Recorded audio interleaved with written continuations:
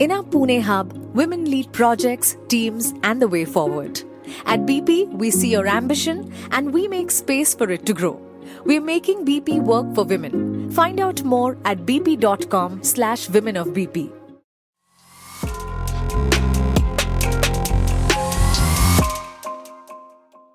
Welcome back, listeners, to the BizBlend podcast, where strategy meets soul and leadership is brewed with meaning. Now, listeners, today's guest is someone whose wisdom has shaped markets, inspired teams across continents, and is now guiding individuals to lead with deeper purpose. Listeners, my guest, Ahmet Bozer. He is a renowned leadership thought leader and former president of Coca-Cola International, and he joins us today to share a fresh lens on what it means to grow, evolve, and truly lead from within. His upcoming book, Soulgery, is not just a leadership guide. It is a call to action for anyone who is seeking to unlock their potential through life's real, raw, and sometimes challenging experiences. Listeners, this episode is more than just about business. It is about transformation. It is about self-inquiry and aligning success with soul. So let's quickly dive in on this episode of BizBlend with me, your host, Sana. So Ahmet, welcome to the show, and I'm absolutely honored to have you here with us. Thank you, Sana, and it's my pleasure and honor to be on your show. Absolutely. Ahmed, I'm really, I think our listeners will also be very curious. Talking about Soulgery, it introduces a model for unlocking human potential through lived experiences. So could you walk us through how this model has evolved, from your own journey, both in the personal and corporate settings? Sure, happy to. Um, Individual potential or human potential has been a deep passion for me for as long as I can remember. Um, First, there was a logical reason for it, because when you're in business, at the end of the day, most businesses are people businesses. You can strip the business of its brands, of its factories and everything. People will build it again.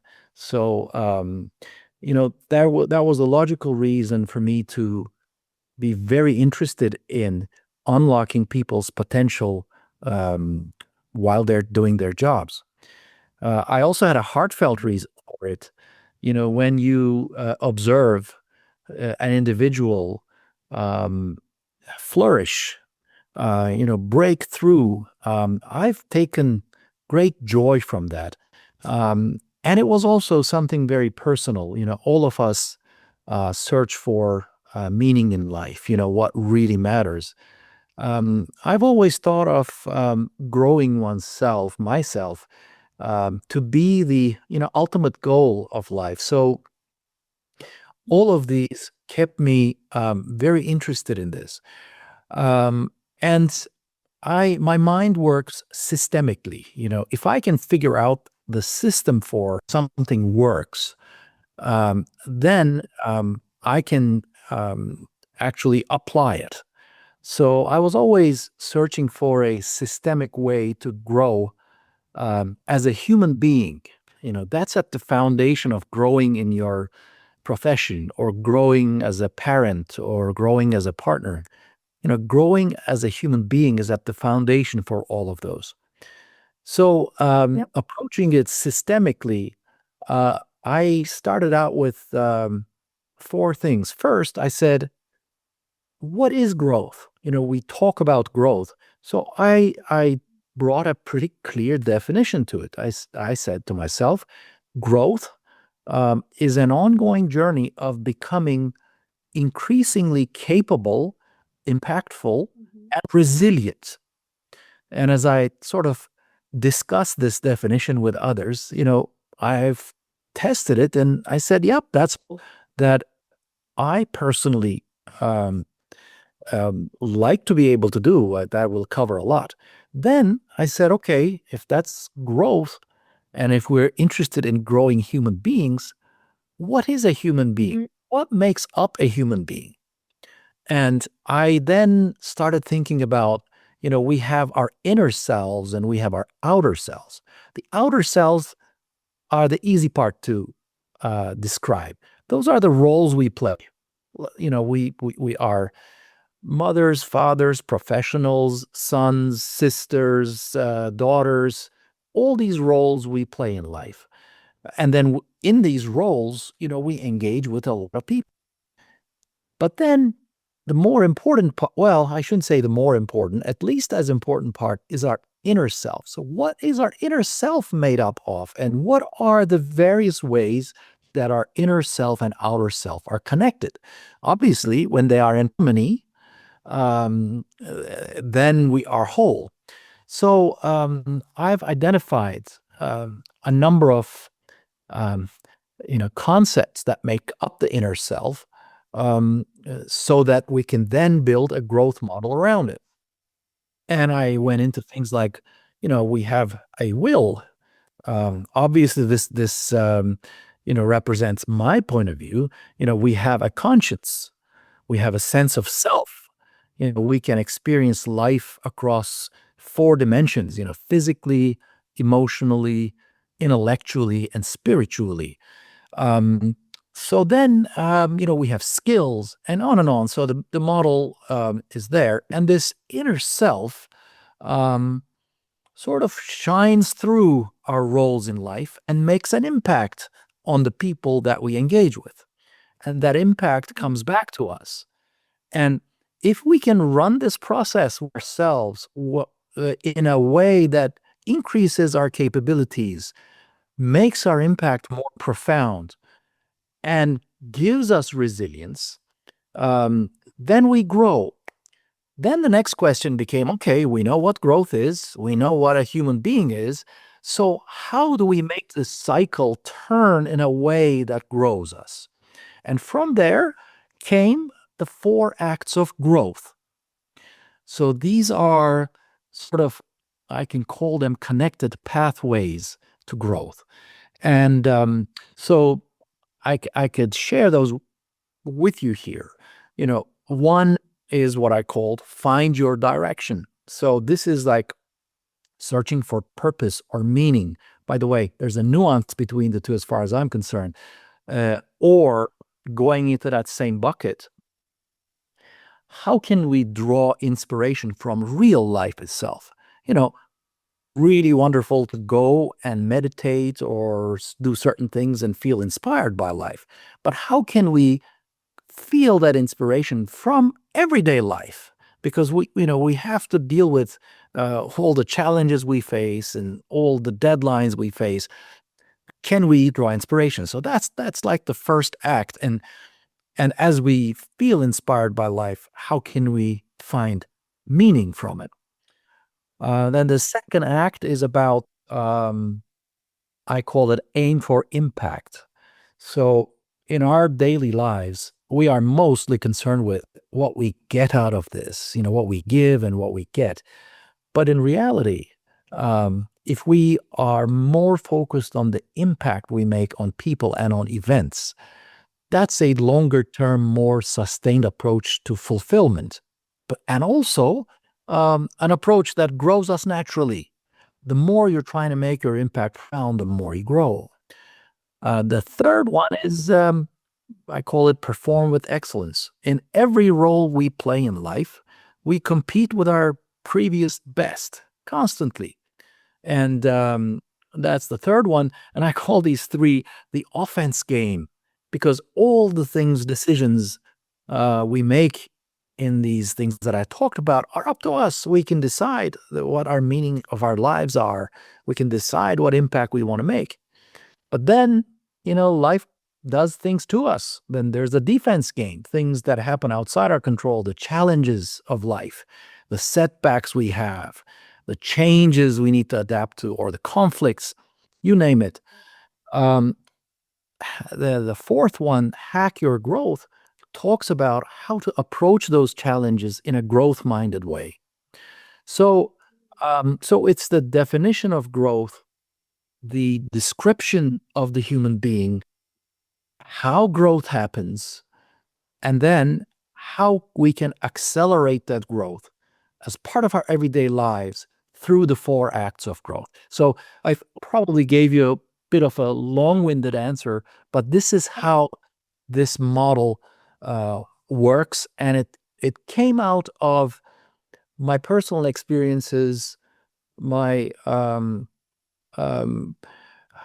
curiosities about different philosophies, different religions, science, and all of that.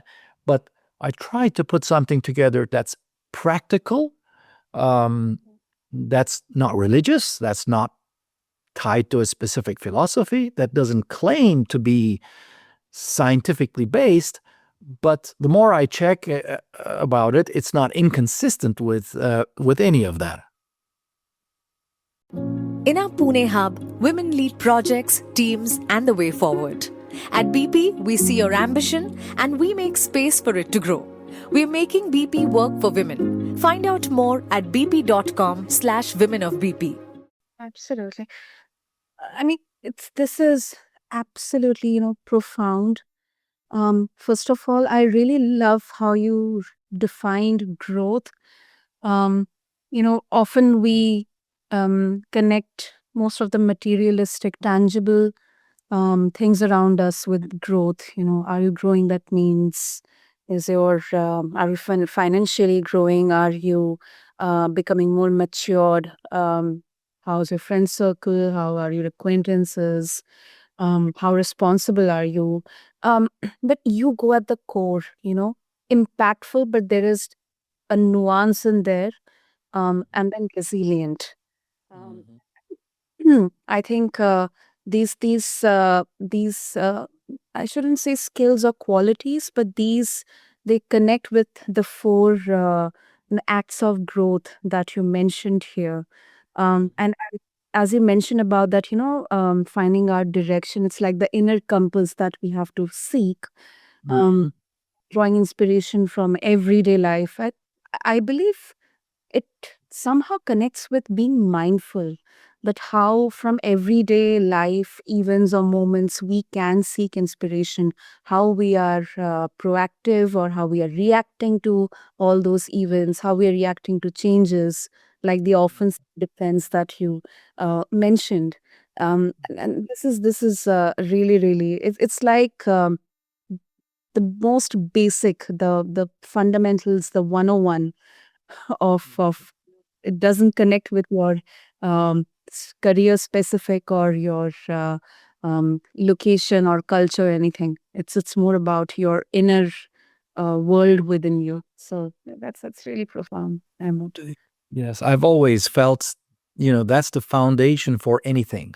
If you're in a leadership role in a business, if you build your, skills of leading others on these skills that's leading yourself, then you're going to be more effective and you will continue to grow as a leader more because you're on a solid foundation. Now, this doesn't mean that we get this perfect. I know that even though I've written this book, I will never be perfect at it. But the key thing is to keep getting better. That's what growth is, and not looking for perfection, but looking for progress. Exactly. I couldn't agree more on that. And it's a bit of a kind of introspective question that did you realize all of this in your professional journey? Were you in a different um, set of beliefs initially in your initial phase of your journey? I mean, was there any specific event or moment that transformed or anything, or it was like you just learned along the way? hmm I think, Sana, some of the fundamentals of this have been in me for a long time. So, for example, I believe that before finding fault with anyone in an event that you're involved with, look first inward. yours. Like, look at what you could have done better. So this is one of the, principles of Soulgery, like, because we're always focused on making ourselves better first. So there were others that I tried to reflect to my leadership while I was in executive leadership roles. Some of these things I think I was doing not maybe consciously, I was just doing them. But the process of trying to write this up, and while writing it, I made one promise to myself. I'm not going to put a sentence out there which I have not personally experienced. So this is not about what should be. You know, it's not about what should be. It's about what I have experienced, and then taking that experience and turning it into an actionable framework for others. So in that process, I've become more conscious of what I was doing. So yes, some of the fundamentals I felt I've had them all along. Some of the things I was doing, but I wasn't fully conscious of. And then while writing it, there was a lot of search, inward search, and that was also quite educational for me. Um, and eventually, so it took me a long time to do this, 8 years. It finally came out in a book that I felt comfortable about.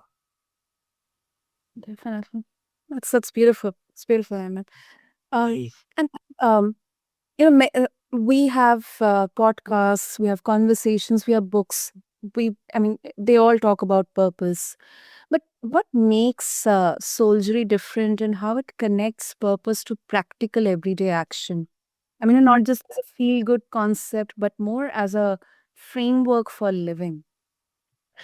Yes, this is certainly a very actionable framework. I mean, you can start acting on Soulgery from day one. But maybe if I were to summarize a couple of the characteristics that set it apart. First of all, as I said, it's a systemic approach, Yes. which has a clear definition of growth, which has a clear definition of what makes up a human being, and the 4 acts that connect the two. It's also a very flexible framework. Even though it has 19 chapters and I cover things in a sequence, the way it's designed, you can, depending on where you are in life, what you may be facing, you can start anywhere on this framework. You can start applying it, applying any part of it. And then once you feel you have internalized that, you can move to any other part. The whole criteria for that decision is what you're facing in life as of today. So, for example, if you feel you're not disciplined enough, or you're missing deadlines, you're always faced with surprises. Yeah, a chapter you read on performing with excellence, it talks about it in a way that you can take little simple things and make them actionable. But at the same time, it's very nuanced. So, I don't talk about discipline. I talk about finding your rhythm, because discipline may sound like one size fits all. Uh, it may sound rigid. You have to follow a rigid. No, you need discipline to find your own rhythm that makes you effective. And the book guides you through that as you read it. That's just an example. So it's systemic, it's flexible, it's actionable. It's very accessible, I think. So let me give you one example on, there's a chapter on legacies. When you hear the legacy, you sort of think about these grand accomplishments that echo through generations and all of that. And you say, well, legacy, Is that really for me? But it doesn't approach legacy in this way. Um, I take a quote from Pericles from ancient times. It talks about legacy. He talks about legacy as what gets woven into the lives of others. So do we not know that the words I use with you or the care that I demonstrate to you, it weaves something into your life in that moment. It just makes an impact on you. I have no idea how that impact ripples, you know, what it leads to. But we create legacies every day. The point is to be more conscious about the impact we're making on others and purposeful about that impact. So when you think about legacy that way, it's democratized. It's for anyone. It's even for your child. Um, so uh, so that's another accessibility of it. It's for anyone. Um, Finally, I'd say there's two other things that make Soulgery stand apart, and it's a combination of the breadth and depth of topics that we cover. Um, so on one hand, we can cover very practical topics like dealing with a challenge, how to perform better. But on the other, we will talk about things like love, wisdom, meaning, character. It's both philosophical and practical, so it's a pretty wide breadth. You might then say, well, if you're talking about all of that, are you just, skimpy in each one? And the answer is no, it's also very deep. And when I say it's deep, it invites the reader to go into their own depths. And for that, we focus on one's sense of self. When you Google the term sense of self, you will get probably 80-90% of the hits you will get will talk about how you build a strong sense of self. Yeah. This is not what Soulgery focuses on. That's important, but it focuses on a more important question. And that is, how does your sense of self enable or inhibit your growth? So for each of these topics talked about, from love, wisdom, performance, challenges, everything that in that wide range of topics, it invites you to become more aware and conscious of how your sense of self is influencing them. And that awareness gives you the ability to make your sense of self an enabler of your growth. So that's the depth and that's the breadth. And that's probably what sets it apart most distinctively. And then, as I said, you can implement this at any sequence at your own pace, set your own goals, be your own judge, and sort of feel more empowered about how you can grow yourself. Having said all of this, I always say growth is not a solo game only. I use a term, you exist within a human ecosystem. And so your human ecosystem, it has a key role in your growth, and you do in theirs. So Soulgery also talks about it just brings your human ecosystem in along the way, and to the extent that you grow together with them, that's the beautiful growth experience. So I hope that it was a bit of a long-winded answer, but I hope it just gave you a flavor of how different Soulgery is. Absolutely, absolutely. Like you mentioned in the 4 acts of growth, aim for impact, whether it's events or people. And yes, we are a part of this human ecosystem. It's not only individually growing, but whether it's small or it's big, um, we can have impact on our loved ones. We can leave a legacy, as you mentioned about it, or maybe in our organizations as well, in our teams or colleagues or our peers. So I think that's the beauty of Soulgery here. and you absolutely expressed that with some really great examples. And I'm very sure our listeners are looking forward to read it. And I'm personally also looking forward to read it, Ahmed. So before we wrap this conversation, if our listeners, they would like to connect with you and also get access to your upcoming book, Soulgery, what would be the best way? Very good. I guess the first step, a milestone, is that I hope that the website, which is going to be www.soulgery.com, I expect it to be up um, before the middle of August. And then around that time, maybe a little later, the book will be in Amazon. And currently, my targeted launch date is October 28th. In the meantime, I have started um, posting short videos that sort of builds up into these kinds of things we're talking about, especially in light of this technological revolution we're going through. I believe, that's making this even more important that we apply Soulgery. So I have begun to um, post these things that I just started called Book of Soulgery.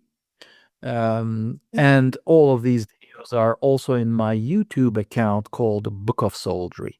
So, so the posts are happening now. The website's supposed to be up, well, let's say in a month's time or so, and then pre-orders would start shortly after that, and the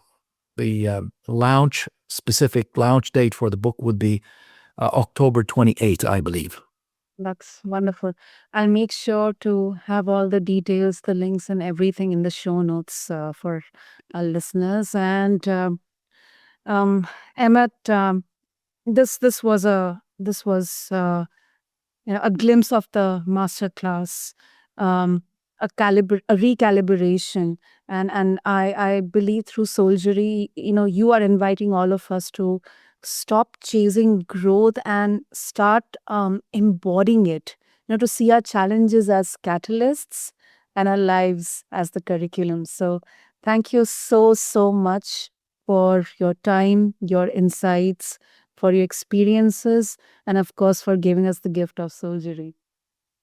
Well, Sana, you've said it so well, and thank you so much for for such a brief and impactful summary of our conversation. Thank you for that, because as an author, when you feel understood, that's your biggest reward. There's no bigger reward than that, and your words made me feel that. Thank you so much. Thank you, Emma, for your kind words. And to all the listeners out there, whether you are leading a business, a team, or simply your own next chapter, let this be a reminder that the path to success doesn't just run through strategy, it runs through soul. Until next time on BizBlend, keep growing, keep blending, and stay bold. Thank you.